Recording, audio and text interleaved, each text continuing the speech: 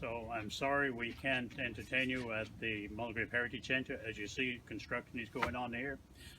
Be too hazardous. So, but anyway, we're working hard to look at 2022. Thank you very much, and we thank all the veterans for their service in the past and the ones that serve today. Thank you very much. Have a good day. Uniform that was worn by a gentleman by the name of Aloysius Kennedy from Mulgrave. He was in World War One, and I'll speak to you briefly about this one. It's the World War One Black Watch uniform.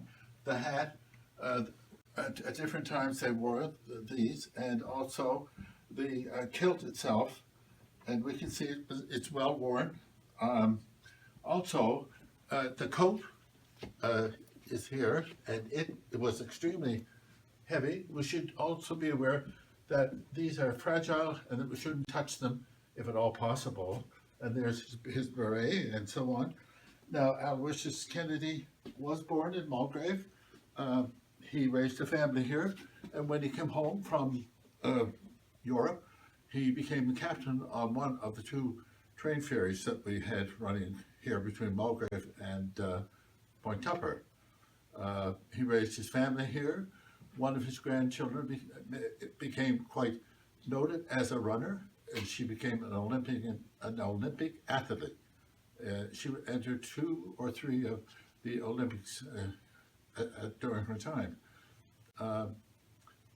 The other one that we want to speak about here is the uniform that was worn by the father of one of our members, Tom Marr, and this gentleman, his father's name was James Marcella Marr, or Jim Marr, and he was a flight sergeant in the Royal Canadian Air Force, and he was decorated by King George III at Buckingham Palace for deeds that he had done during his service in the war. And he made a number of sorties from England into Germany, and was able to bring down a number of these aircraft that were a major enemy at the time. This one this is a summer uniform worn by one of our ladies, Miss MacDonald, and she was born here and went on to train as a nurse and worked on the field of battle in Europe at that time. This is if you were to pick that up, you can see her graduation class, a large number that were there. Yeah, and her name was Hyla Margaret MacDonald Grant. Her dates are 1942, 1944, and she was a nursing sister with the Royal Canadian Armed Forces. Also, we have a number of items of memorabilia dating back to the war. One here, this is one that was worn at the time, and today you can pick these up for over $500. So they're very expensive, but they're sought after by a number of people. And so we asked the question, what was the purpose of this helmet?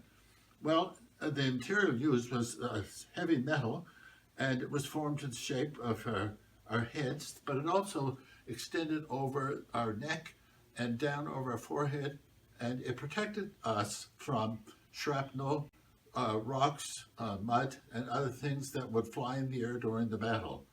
And so it was a key piece of material. Also, we have what's left of a gas mask in the war, and you can see it was well worn. And yeah, we have pictures of a lot of the people who fought in the war, and they were from Mulgrave and area.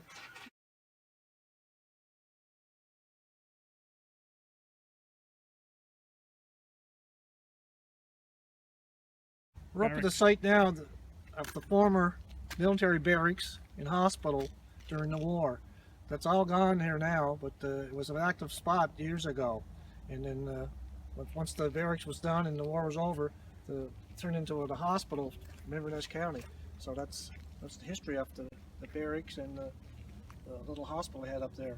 And then down further, when you look down to the strait, there used to be a battery there for manned 24 hours, 7 days a week to watch for enemy warships, especially submarines. And it was manned and had guns there. And also, they used to have submarine nets on each end of the causeway to prevent submarines from sneaking in. And they'll open them up and close them for when the regular Navy patrol ships come in. So that's a little history of this area up here. So hopefully it might cure some interest to further it on and visit the museum up here, because they have all kinds of artifacts. And one thing at the museum, a lot of people don't know, the last ensign, the flag that flew on the HMFC Mulgrave is there. It was taken off after it was torpedoed and told for scrap. And actually the bell is there also from the same ship. So it's very interesting to see the history and at the Mulgrave Museum. So if you get time, make a visit. Thank you. Okay, we are standing on the grounds where once the Idlewild stood, and it was a rooming house, sort of a hotel. And during the war, the Canadian Navy rented the building for the sailors, and there were a total of some 2,000 military men stationed in Mulgrave during World War II. And it was a very busy naval town. Our last stop on our little trip today is at the Mulgrave Memorial Center, which in 1952 was opened for the first time and was closed a few years ago. And but before that, where we now have the community pool, we had the Army Barracks.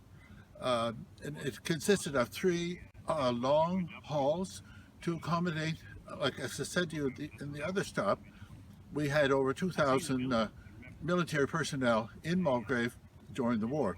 So they had to accommodate them, and we had 3 here, and you people were up to the military barracks around McNair's Point.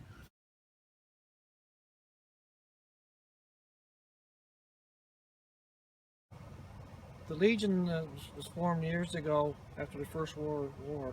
There's a memory of the veterans that gave their life for service of our country to make sure we have a freedom today, which we have. So that's why we're remembering those that never came back. So we always keep that in mind, the people that gave up their life to have a free country like Canada is. And we're there also to help the veterans and their dependents. And even the new veterans, there's lots of new veterans that are coming back from the war and service, and they need our help too. So we are there. We're over 200-some thousand members right now, and our goal is to get 300,000 members by the year 2025. So we're looking for new members, and we always need help.